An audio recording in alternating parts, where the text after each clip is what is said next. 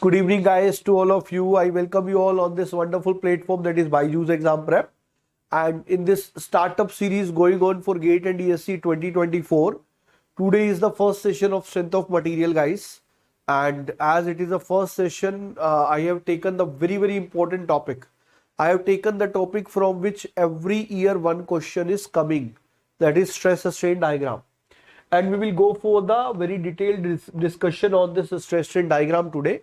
So when we are talking about stress strain diagram, actually when we are talking about this is also useful in the other topics like metal forming for mechanical students, for other subjects, for civil peoples as well. Sri Ram, good evening dear, how are you? So when we are starting this, it is going to be very important topic. And we will go and see in a great detailed version because it is coming in ESC, GATE, ISRO, DRDO, BARC, whatever exam you are going to appear, questions will be there from this topic for sure. So guys, before we start, this is some detail about me. I am having around 10 plus years of experience and the subject going on is strength of material. So we will be talking about each and everything related to stress strain diagram in today's session. One more thing I would like to say, there is a free workshop will be taken by Rakesh Talreja sir, how an average student can ace GATE. If you are preparing for 24 and you are new to the preparation, on 23rd May 7:30 PM will be taken by Rakesh Talreja sir. Yes, Anwar, good evening. Okay, light, good night. Okay, fine sir, lot of heat in Rajasthan now 8. Yes dear, it is also in Haryana. I am from Haryana. So same here. Okay. So now we are starting guys. So when we are talking about the stress strain diagram, initially the discussion start with the load deformation diagram. So load deformation diagrams were initially plotted actually. And when we are talking about load deformation diagram or stress strain diagram, Rudra, good evening. Both these diagrams, when we are talking about, they are coming from a very famous test. That test is given the name of tension test. And when we are talking about this tension test is performed on a machine known as UTM. UTM is said to be universal testing machine. My dear, in strength of material, this is the one and only and very important standard test it is. The point is why this is very important in strength of material. Because this only test gives us 19 elastic properties. So if this test is going to give us 19 elastic properties, it is going to be very important for us. So my dear, what are those 19 elastic properties? Young's modulus, yes. Yield strength, yes. Ultimate strength, yes. Ductility, elasticity, there are many. So all those properties, resilience, toughness, modulus of resilience, modulus of toughness, proof resilience, they all are coming from the wonderful stress strain diagrams only. So that's why this is going to be very important. And when something is going to be that much important, we are going to standardize that. And to standardize that, ASTM have given some guidelines. What is ASTM? American Society for Testing and Materials. Guys, do like and share the session. We are here with a wonderful topic. So when we are talking about ASTM, is American Society of Testing and Materials. So this American Society of Testing and Material, they have given some guidelines. They have said that we will be taking a dog bone specimen. This is a dog bone shape of specimen in which we are going to consider the experiment result only onto this length. And this length is said to be the gauge length. And we have made these portions similar to the dog bone shape so that we can hold this component with the help of jaws of the machine. So to proper hold it, we have made these types of portion. But our discussion will be going on this particular length, which is said to be the gauge length, my dear. So my dear, whenever you are going to apply the load onto that, obviously for holding purpose, we are providing this. So first guidelines is we will be taking this type of shape. The second guideline is that length to diameter ratio of the specimen is 4. Generally, diameter will be taken as half inches, length will be taken as 2 inches. You may be having a doubt into your mind, sir, if we are not going to follow this guidelines, then what will happen? Nothing. If you are not going to follow these standards, then also whatever results you will be getting, they are going to be independent. Why? Because properties do not depend. Properties do not depend on size and shape. So if you are not going to follow this, you will get the same properties, but only to make it standard for standardization purpose. We have done this all. So my dear, when this was done, this was the very first experiment I am talking about for the mild steel. Then my dear, we got this force and delta here, and we got this type of diagram. Now my dear, when we are getting this type of diagram, you must also be aware of one thing. Whenever we are talking about delta, it is coming out to be PL upon AE. Like if we are having a workpiece on which load P is acting, L is the length, A is the area, E is Young's modulus, then you are aware that delta is PL upon AE. Is it clear? So delta is PL upon AE.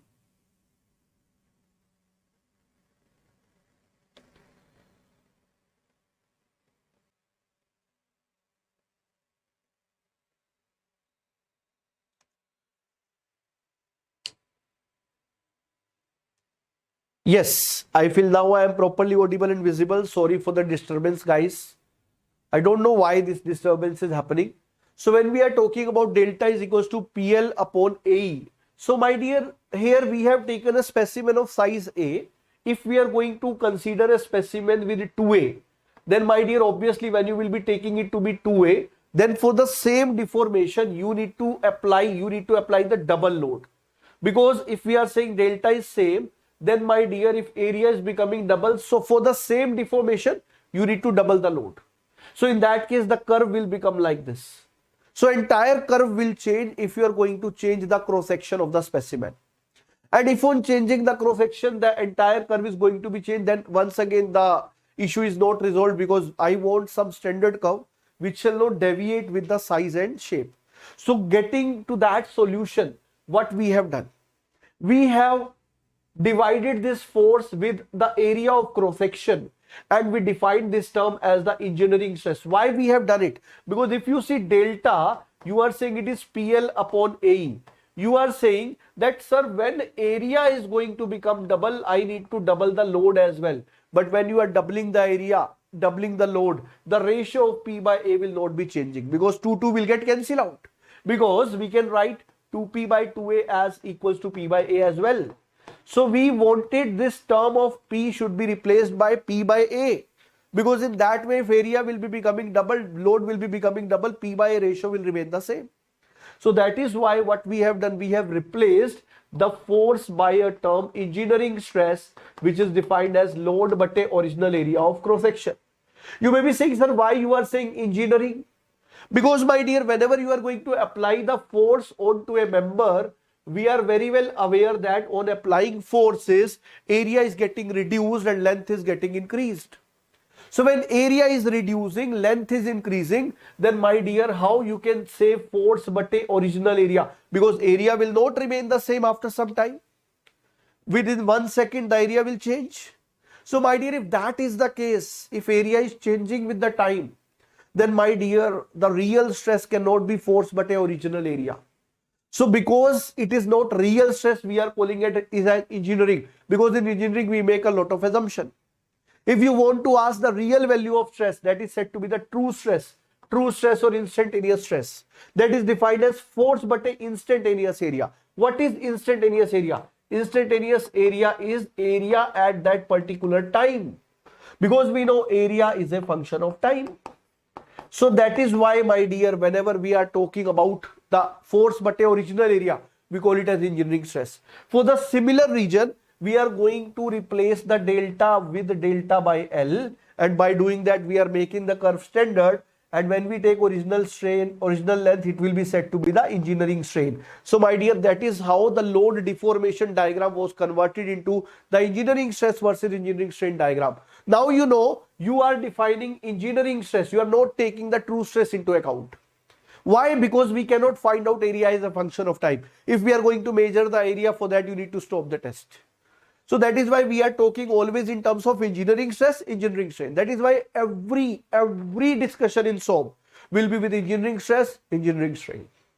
So if we are taking engineering stress, engineering strain, you are dividing the force with a constant quantity. You are dividing the delta with a constant quantity. It is like if I show you the map of India onto this smart board. You know, India is having some area. and that total area I am showing it on this small area. Obviously I am using some scale factor, like I may be using 1 centimeter square is equals to 100 kilometers ka square or 10 kilometers ka square. What is that? Scale factor. So when we use the scale factor, you know that the shape of this curve will not be changing. Like if you see the map of India onto this, or if you see the map of India onto a paper A4 size, you will see they are very much similar. Why? Because using scale factor will not be changing the shape.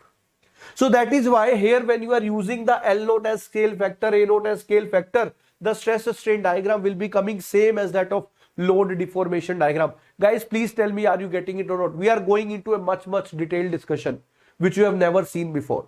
So that is why whenever we are going to plot a stress strain diagram, it is coming similar to load deformation diagram, because when you are saying P or P by A naught, it is similar to like you are saying P or P by 5. So we are just dividing it with a number which will not affect the shape of the curve. Similar thing you are going to do with the strain whenever you are saying delta by L naught. L naught is a constant number, that will also not going to affect. That is why whatever you plot load deformation diagram or stress strain diagram, they are coming very much similar. So this is the stress strain diagram defined for the mild steel we have made. Okay. Is it clear for everyone? Yes, Anwar, Rudra, Light, Sri Ram Meena, are we getting it properly? So when we are going to see this engineering stress versus engineering strain diagram, one more question is coming into the student's mind. And that question is, sir, why we show stress on y-axis and strain on x-axis always? So my dear, the reason behind that, we always see stress as a function of strain. So when you are going to write y as a function of x, so that is why we show stress here and strain here. Because when stress is coming, whenever strain is restricted completely or partially. So when strain is restricted completely or partially, then only the stress is going to come. That is why the stress is shown on the y-axis. So when you say this is stress strain diagram, my dear, we are starting the curve whenever the loading will happen. Then my dear, whenever we are going to load from O to P, there is a point comes P which is said to be proportional limit. When we are talking about O to P, P is proportional limit, and proportional limit is the point up to which material obeys Hooke's law.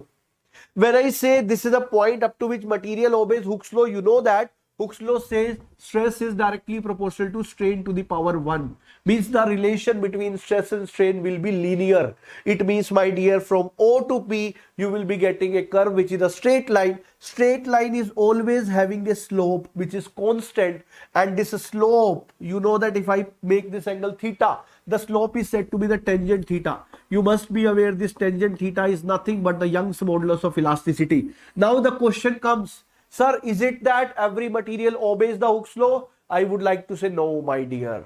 Very good, Vineet. Every material do not follow the Hooke's law. There are some material like grey cast iron, ceramics, they do not follow Hooke's law. For them, stress strain diagram is not going to be a straight line even at the starting. It is going to be a curvature. So for such material, Young's modulus is not defined. For such materials, we are going to define tangent or secant modulus. Tangent or secant modulus. This is not the part of our syllabus. We need not to go into that much detail of this tangent and secant modulus. So we just need to understand up to proportional limit, because in strength of material, we only study the materials. We only discuss about the material which follows the Hooke's law.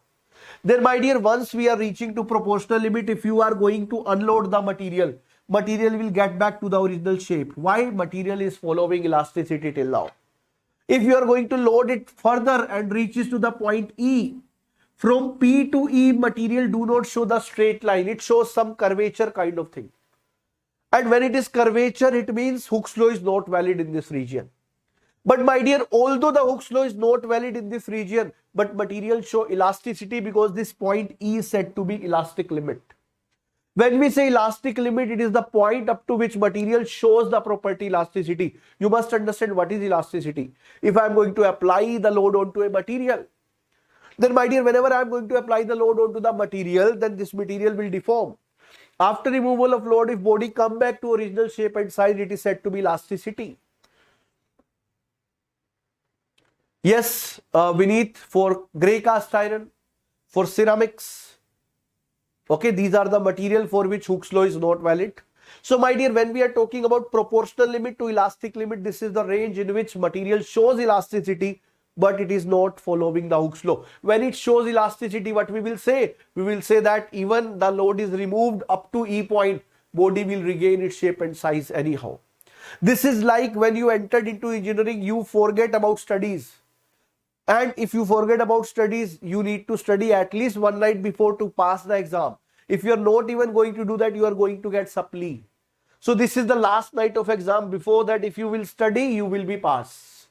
So my dear, if you are going to not surpass E point, you are going to unload the material before that. You will reach to original point, because till this point, there is elasticity present. You may be thinking, sir, why? What is going to happen after this point that elasticity will diminish? For that, you need to understand the inside story of this body, which is getting loaded. Inside this, there are atoms. Atoms are having positively charged nucleus. Electrons are revolving around. You know, between two atoms, there are some attraction forces between nucleus and electrons, repulsion forces between nucleus and nucleus, electrons and electrons. So whenever two bodies, two atoms are coming closer, repulsion will increase. Whenever two atoms going away, attraction will increase. There is a distance between the atoms, which is said to be bond length, at which attraction and repulsion will become equal. And that story, that distance is the bond length. So when you are applying the load onto the material, you are applying tension. So atoms will be going away from each other.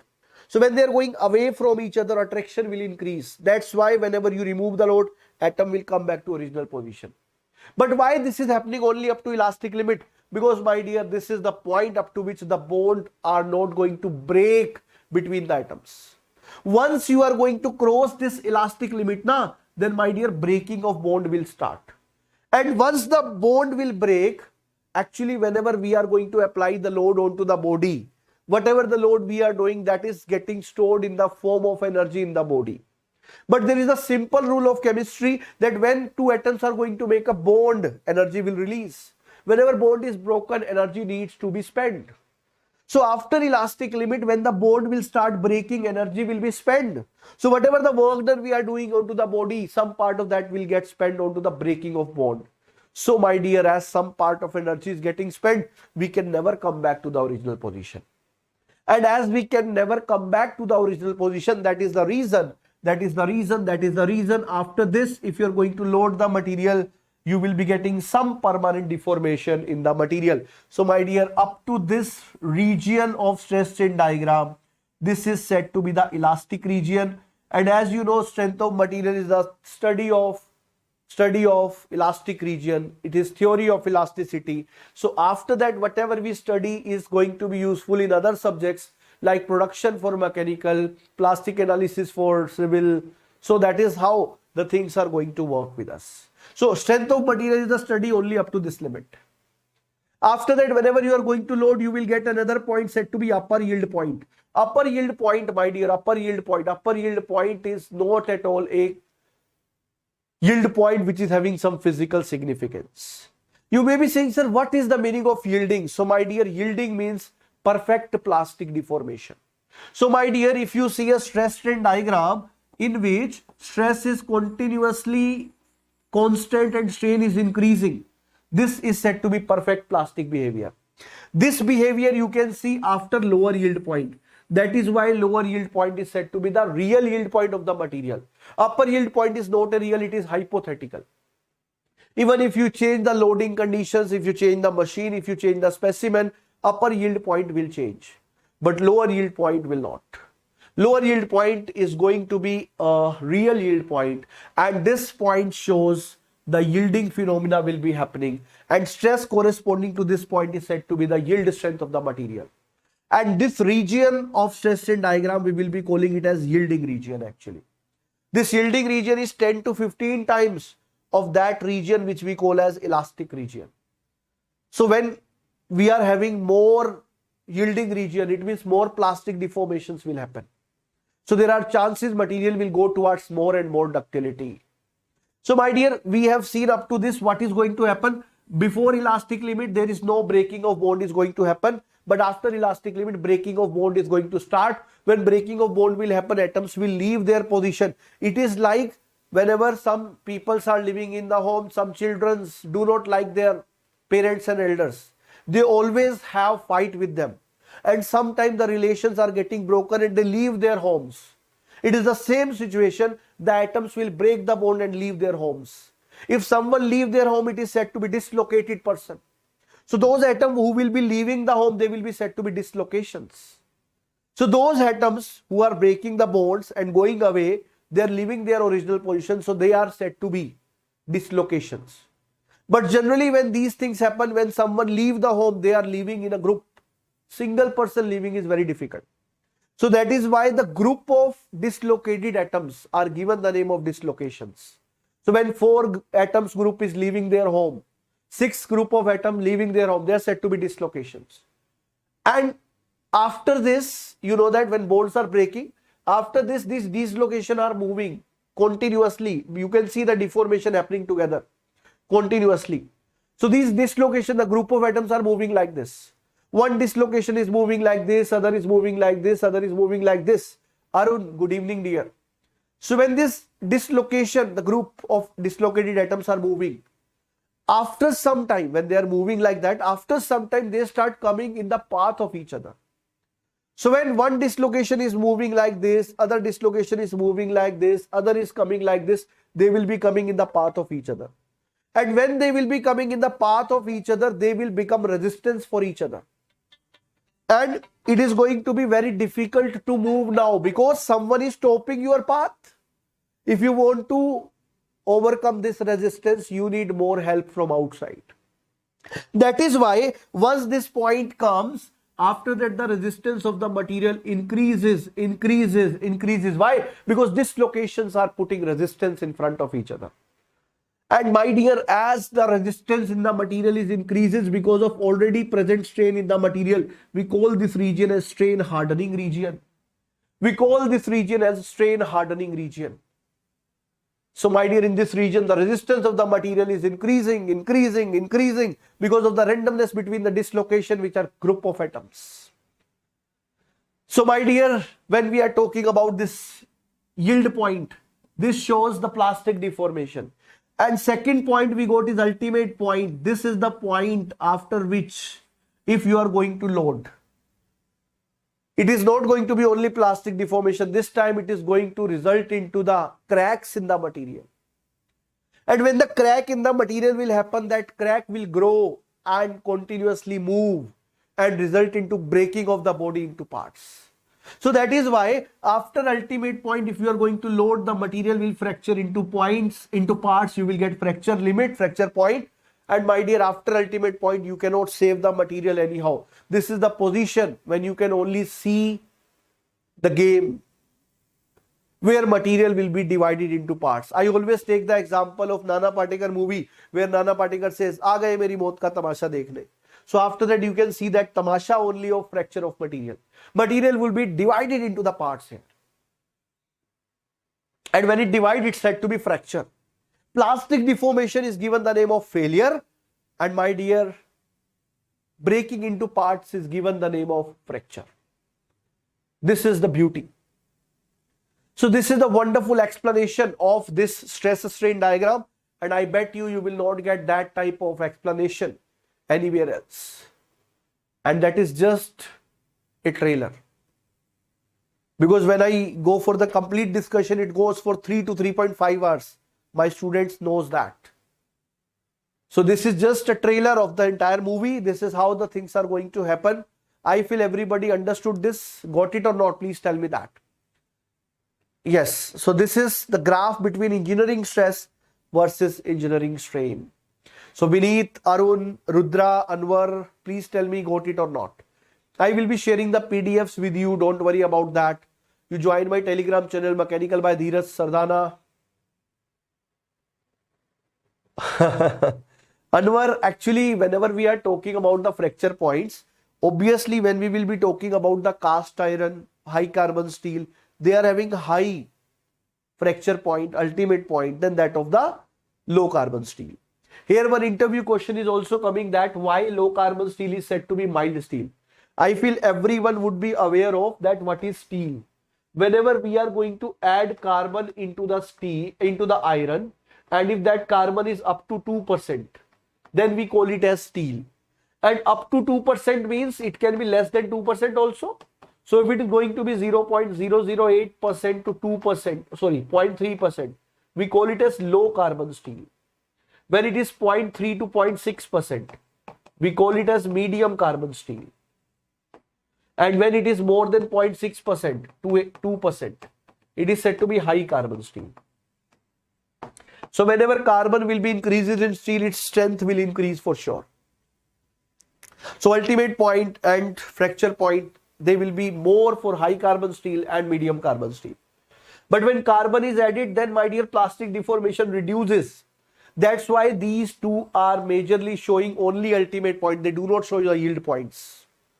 So when we are talking about these three grades of steel, this low carbon steel is given the name of mild steel. So anybody would like to answer why low carbon steel is given the name of mild steel? Anwar, Arun, Vineet, anybody? Anybody?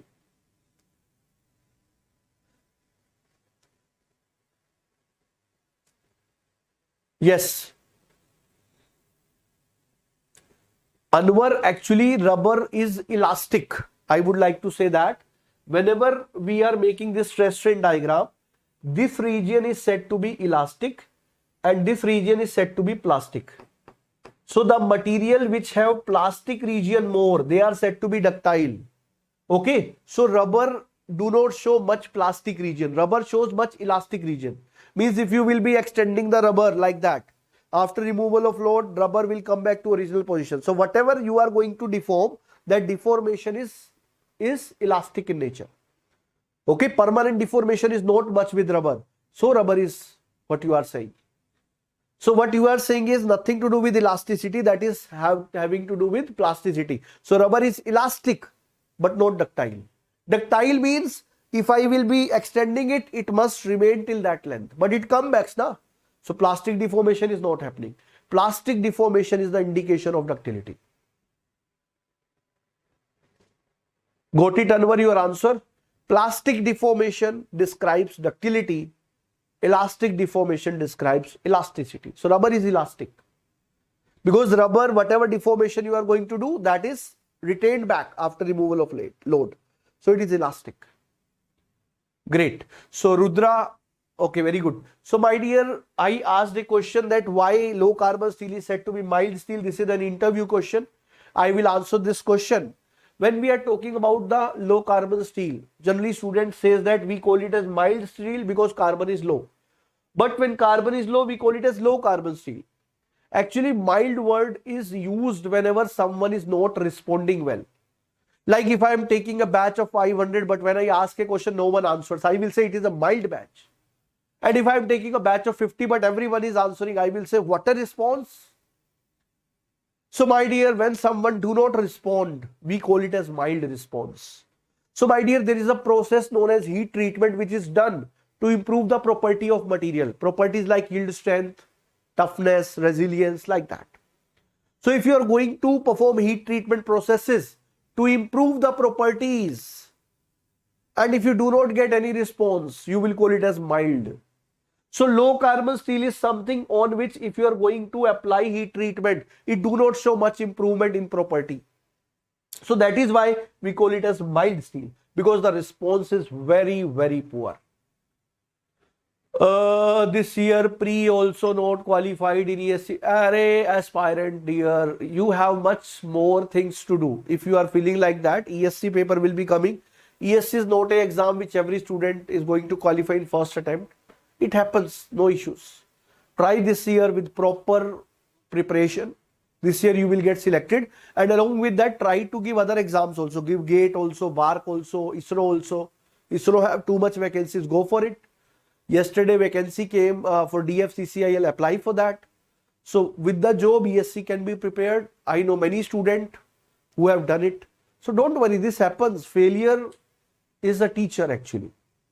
So don't take it as, because for ESC, whenever you are going for any exam of UPSC, you need to give multiple attempts. Very lucky person, very hardworking person will be getting in the first attempt. Yes, aspirant, so you will get selected somewhere. Just prepare in that way. Okay, so as I said, that is why we call it as mild, because its response to heat treatment is very, very poor.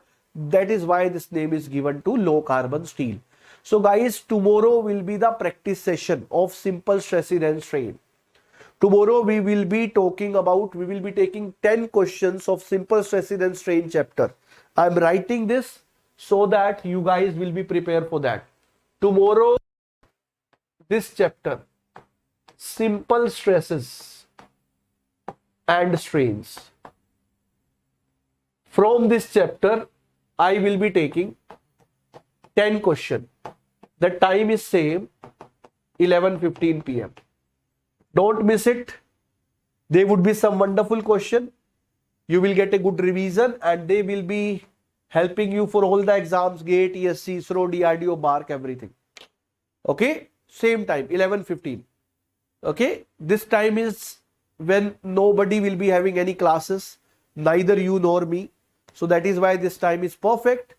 And also I will be giving you some more session details tomorrow for you guys. So goodbye guys for this session. Okay, if I get SSC JEE, then I go and preparation for it. Dear, if you get any job, with the job you can prepare for ESC very easily, because you have already qualified once prelims. So once you qualify once, then my dear, it is easy to prepare again, because you already have the idea what to study, what not to study. So now it is going to be easy game for you. Yes, goodbye guys for everyone. Good night for this session. Do like and share it, and so that any junior of your, if he is preparing, share it with him as well. He will also get at least the trailer of stress strain diagram. Okay, so goodbye once again.